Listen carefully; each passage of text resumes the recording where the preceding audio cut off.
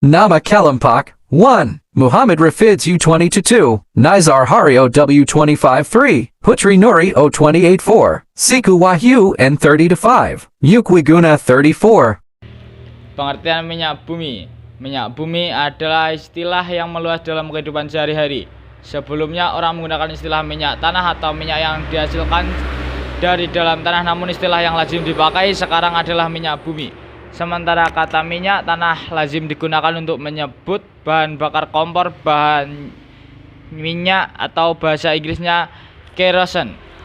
Secara harfiah, minyak bumi berarti minyak dalam perut bumi. Istilah minyak bumi lebih tepat karena minyak ini terdapat di dalam perut bumi, bukan di dalam tanah.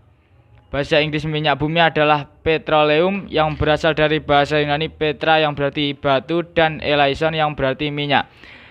Kata petroleum pertama kali digunakan dalam karangan De Natura Fossilium yang dikarang pada tahun 1546 oleh Jules Vernet, berkebangsaan Jerman. Sejarah minyak bumi. Minyak bumi telah digunakan oleh manusia sejak zaman kuno dan sampai saat ini masih merupakan komoditas yang penting. Minyak bumi menjadi bahan bakar utama setelah ditemukannya mesin pembakaran dalam, semakin majunya penerbangan komersial, dan meningkatnya penggunaan plastik.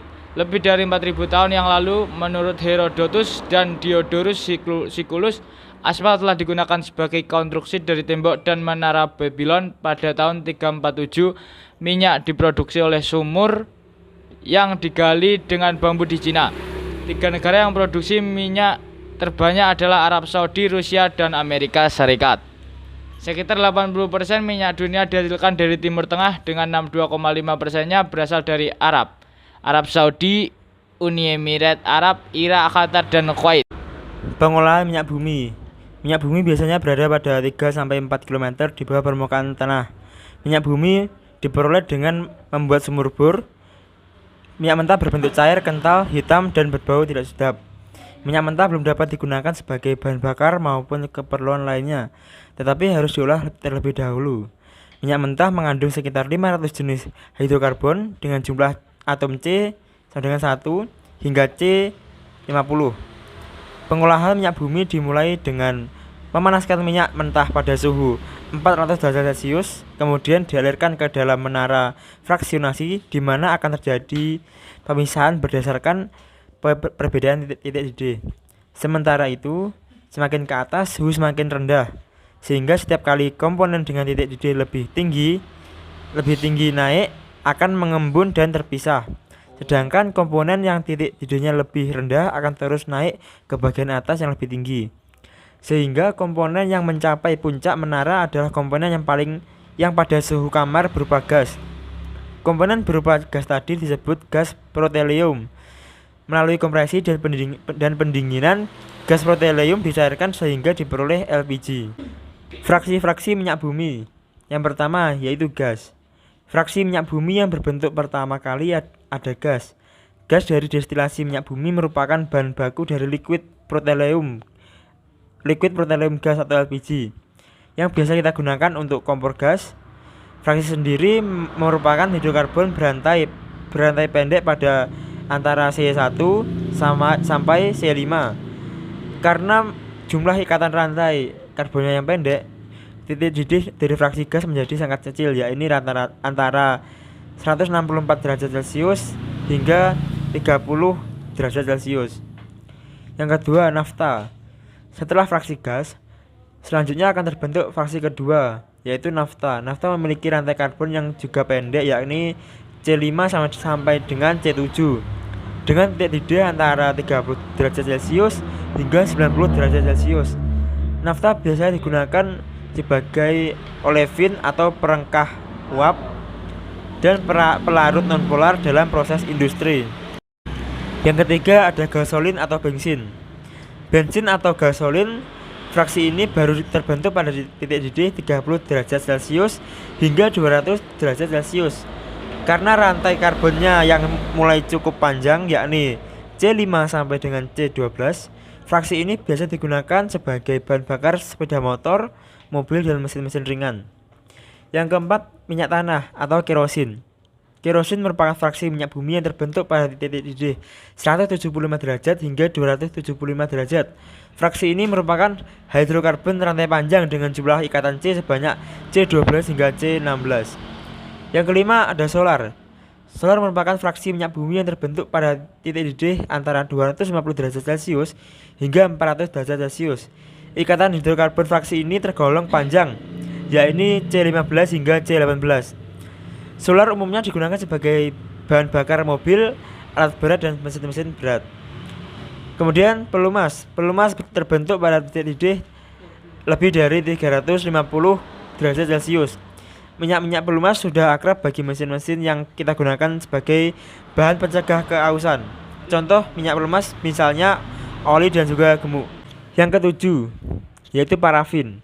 Parafin atau lilin adalah fraksi minyak bumi yang mengendap di bagian bawah tanur tinggi.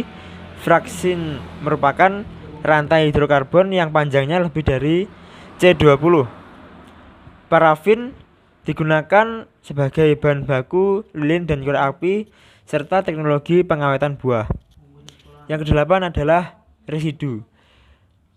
Residu yang terbentuk dari proses tanur tinggi juga dapat dimanfaatkan bagi kehidupan sehari-hari. Residu tersebut misalnya digunakan sebagai aspal atau bahan baku dalam pembuatan jalan raya, bahan bakar boiler atau pembangkit uap, dan juga bahan anti bocor.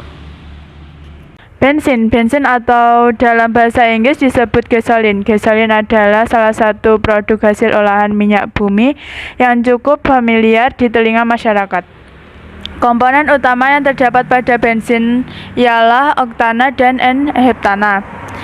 Sebagai bahan bakar kendaraan bermotor kualitas, bensin ditentukan oleh karakteristik jumlah oktan sama halnya dengan afgas. Bilangan oktan pada bensin menunjukkan seberapa besar tenaga yang diberikan terhadap bensin sebelum bensin terbakar habis, serta mewakili karakteristik anti ketukan yang terjadi pada mesin ketika pembakaran sedang berlangsung.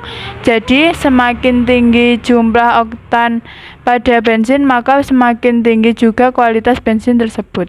Bilangan oktan pada bensin merupakan ukuran dari kemampuan bahan bakar untuk mengatasi ketukan sewaktu terbakar dalam bensin. Nilai bilangan O ditetapkan untuk N-heptana yang mudah terbakar dan nilai 100 untuk isoktana yang tidak mudah terbakar. Suatu campuran 30 N-heptana dan 70 isoktana akan mempunyai bilangan oktan sama dengan 30 per 100 kali 0 plus 70 per 100 kali 10 sama dengan 70. Bilangan oktan bensin dapat ditentukan melalui uji pembakaran sampel bensin untuk memperoleh karakteristik pembakarannya.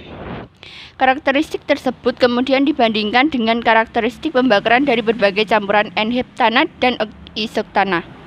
Jika ada karakteristik yang sesuai, maka kadar isoktana dalam campuran N-heptana dan isoktana tersebut digunakan untuk menyatakan nilai bilangan oktan dari bensin yang diuji. Cara meningkatkan bilangan oktan bensin: 1. Memperbanyak kadar isoktana dalam bensin. 2. Menambahkan zat adiktif ke dalam bensin seperti etanol. 3. Perangkahan termal yang menghasilkan heksana. 4. Mengubah bentuk struktur senyawa hidrokarbon dari rantai lurus menjadi bercabang atau reforming. 5. Menggabungkan hidrokarbon rantai pendek menjadi hidrokarbon berantai lebih panjang atau polimerisasi. Bilangan oktan pada beberapa jenis bensin. Jenis bensin premium, bilangan oktannya 88. Jenis bensin pertalit, bilangan oktannya 90. Jenis bensin pertamax, bilangan oktannya 92. Jenis bensin pertamax plus, bilangan oktannya 95. Jenis bensin pertamax turbo, bilangan oktannya 98. Jenis bensin pertamax racing, bilangan oktannya 100. Thank you.